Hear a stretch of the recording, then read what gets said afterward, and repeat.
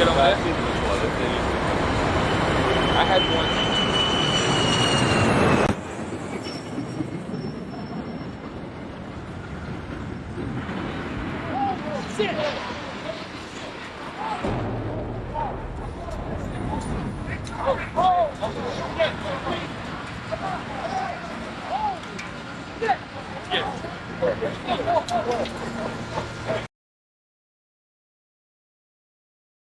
I was teaching kindergarten at that time at Franklin Elementary School.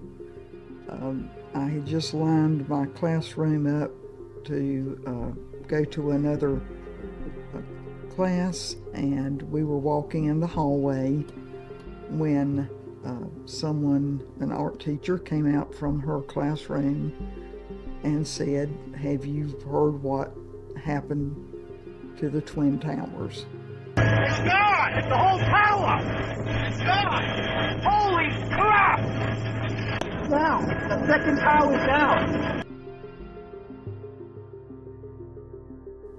I was a student at Appalachian State University, and I was in a class. It was my North Carolina history class, and I remember the teacher coming in and telling us right at the beginning of the class. He came in late, and we didn't know why, and he told us what happened. I remember going back to my dorm room and seeing it after the fact, what they showed where with the planes hitting. I didn't see the second plane actually hit because I was still in class, but I remember going back to the dorms and seeing it on TV. I did not see any images on TV, mainly because with teaching kindergartners, I did not want to turn the TV on in our classroom for them to see all that was happening that day and get them scared or upset about what they were seeing. Now, some very, very sketchy details reaching us here at Sky Centre. Important enough to bring to you, though, at this early stage. We believe that a plane has crashed into the World Trade Center in New York. Let's have a look what CBS News is saying, our colleagues over in America. Southern tip of Manhattan, you're looking at the World Trade Center. We understand that a plane has crashed into the World Trade Center. We don't know anything more than that. We don't know if it was a commercial aircraft. We don't know if it was a private aircraft. We have no idea. I was walking to the Student Union at Wingate University, where I was in college,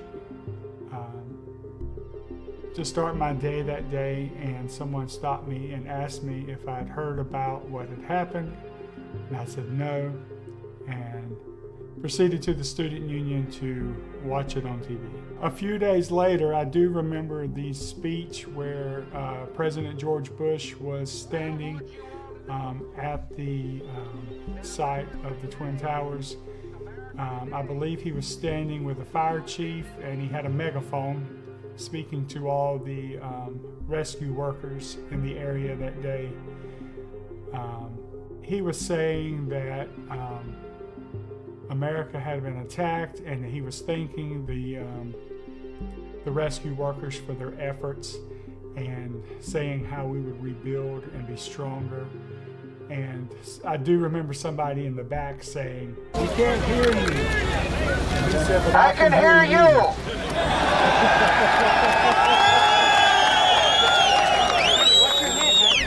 I can hear you. The rest of the world hears you, and the people who knock these buildings down will hear all of us soon.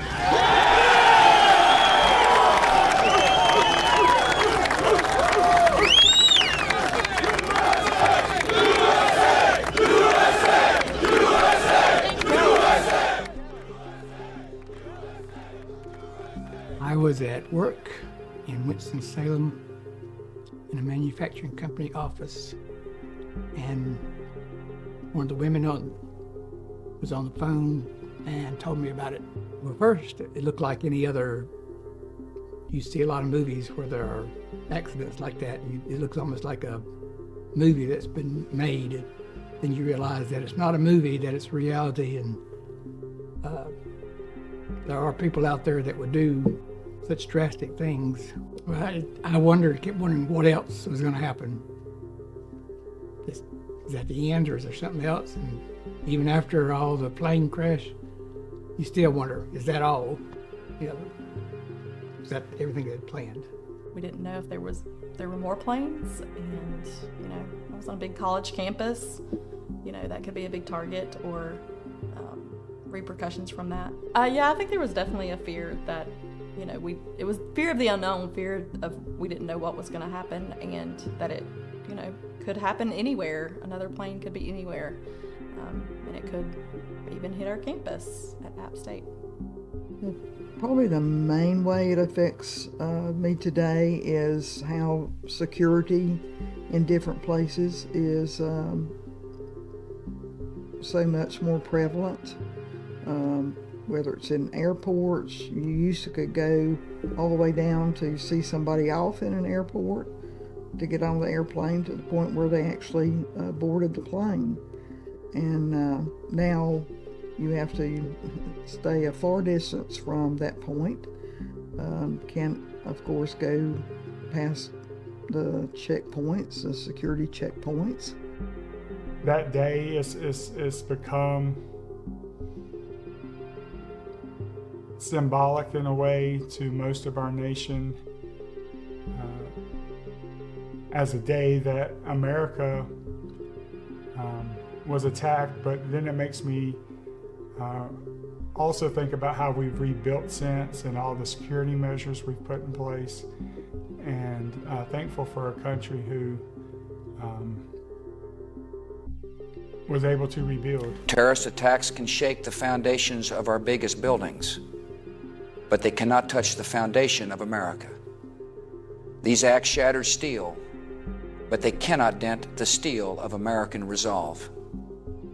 America was targeted for attack because we're the brightest beacon for freedom and opportunity in the world, and no one will keep that light from shining.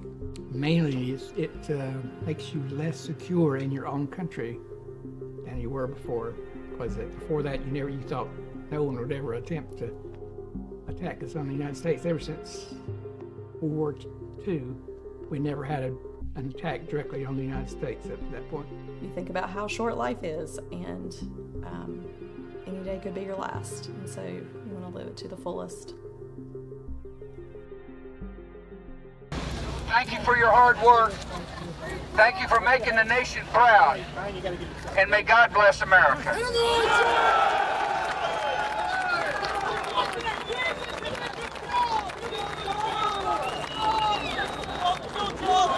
Let's get back a little bit, folks.